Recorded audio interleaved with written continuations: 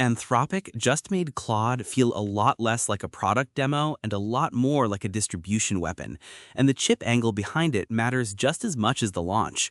Welcome back to Midnight Signal AI. It's June 30th, 2026.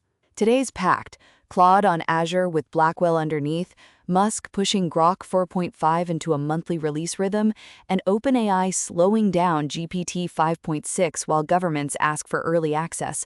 That's a lot of pressure on the frontier stack. Let's start with Anthropic because this one changes where Claude can actually live and scale. That's the part people miss. If Claude is easy to procure through Azure, Anthropic isn't just winning mindshare, it's meeting buyers where budgets already sit. And Blackwell infrastructure tells you this is about throughput, not a small pilot. Right, and it also puts Anthropic in the same conversation as every other enterprise AI stack that lives or dies by cloud channel deals. This is less flashy than a new model name, but it may be more important commercially.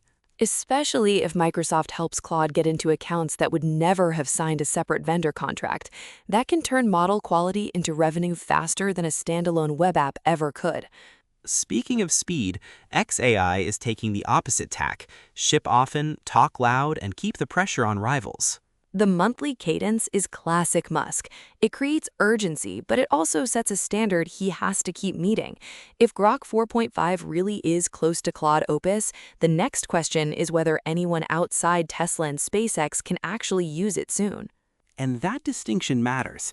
Internal validation is useful, but the market only really cares once there's broader access, clearer pricing, and some sign that the model can hold up outside the Musk ecosystem. Exactly. The story today is as much about rhythm as capability, and that rhythm is now part of the competition. On the OpenAI side, the news is less about a launch and more about a hold. Reuters and GHacks both point to a slower GPT 5.6 rollout, while the government asks for early access. This is the same old tension, but bigger. The frontier labs want to ship, governments want to look first, and everyone else is trying to figure out what that means for the people actually buying these systems. And once you start delaying public release for early access conversations, you're no longer just managing a product calendar. You're managing trust, export sensitivity, and enterprise expectations all at once. Which is why this feels broader than OpenAI. The whole sector is moving toward gated rollout paths, even when the company would rather be in full launch mode. That access tension shows up again with Google and Meta, where demand is apparently so high that Google is capping Meta's use of Gemini for coding and chatbots. That's interesting because it means the problem isn't just who has the best model, it's who can actually serve usage at scale without making partners angry. Capping a giant customer is a pretty loud signal. It also says something about how much demand there is underneath all this. If Meta is bumping into limits, then the bottleneck is no longer just model quality. It's capacity, planning, and who gets priority. And priority itself is becoming strategic. In this market, access rules are starting to look a lot like competitive positioning. Anthropic has another commercial move today too. Crypto Briefing says it's offering steep discounts for government Claude access, with California among the early adopters. That's a classic land and expand move. If California starts using it and the rollout goes well, Anthropic gets a reference account that matters way beyond one agency. And it fits the broader theme today. Every major lab is trying to convert capability into distribution.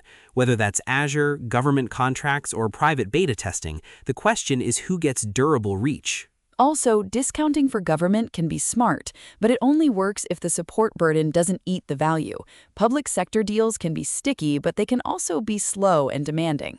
Switching gears, OpenAI also popped up on the ads side. Search Engine Roundtable says ChatGPT ads is dropping the word sponsored for just an ad label. That's a tiny label change with a big implication. Once a product like ChatGPT starts behaving more like a search surface, every word around disclosure starts to matter. Exactly. This is the monetization phase where product teams discover that UI wording can become a policy story overnight. And if ad surfaces expand, the pressure will be on to keep the experience useful enough that people don't feel like they're being sold to every time they ask a question. One more note about OpenAI, and then we're out of the launch zone. The company keeps showing up in these coverage clusters because every move it makes now has a product, policy, and revenue angle attached. That's the common thread. These companies aren't just racing to better models anymore. They're racing to build the operating system around the models, and that means clouds, governments, ads, and access controls all at once. And the winners may not be the ones with the loudest launch day. They may be the ones that can turn technical strength into repeatable distribution without breaking trust. Before we close things out, a few quick signals from beyond today's headlines. Now, let's shift gears to robotics. Why Robotics is laying out a physical AI roadmap built around Alex, which is basically a signal that they want to connect simulation, robot behavior, and deployment into one pipeline. That matters because in robotics, the hard part is rarely just making a machine move. It's making it move reliably in the real world, where contact, friction, and edge cases show up constantly. Right, and that's where simulation earns its keep. If Alex can let teams test motion policies and manipulation behaviors before touching expensive hardware, that's a serious speed-up. It also suggests the company is thinking beyond a single robot model and more about a reusable environment for physical AI development. Exactly, and if the ecosystem angle sticks, it could be useful for everyone, from robot developers to industrial customers who want fewer surprises when they move from lab to floor. The big question is whether the roadmap turns into a practical tool chain people can actually build on, or stays at the presentation layer. But the direction is clear.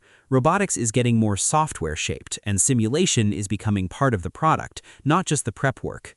And that's the part that feels most important. If the sim is convincing enough, then the robot gets less mysterious before it ever leaves the bench. Over in healthcare AI, a new study looks at automated brain tumor detection in MRI images using CNNs and ResNet architectures. The premise is one of the most important in medical AI.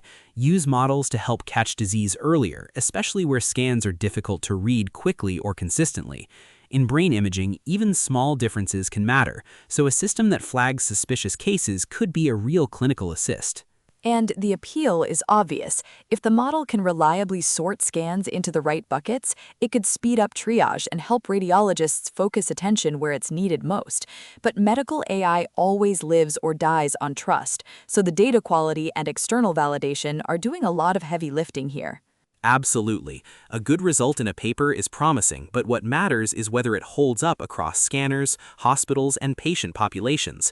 Still, this kind of work is exactly where AI can be genuinely useful, not replacing the clinician, but shaving time off the path to a diagnosis, and maybe catching something that would otherwise wait in the stack. That's the sweet spot. Less hype, more help, especially when the images are the difference between uncertainty and action. On the hardware side, there's a useful empirical study looking at OpenAI quantization on Huawei Ascend NPUs. This is the sort of story that doesn't sound flashy until you remember that deployment lives and dies on efficiency. Quantization is how you squeeze large models into more practical, cheaper, and often more private runtime environments, and the hardware-specific details matter a lot.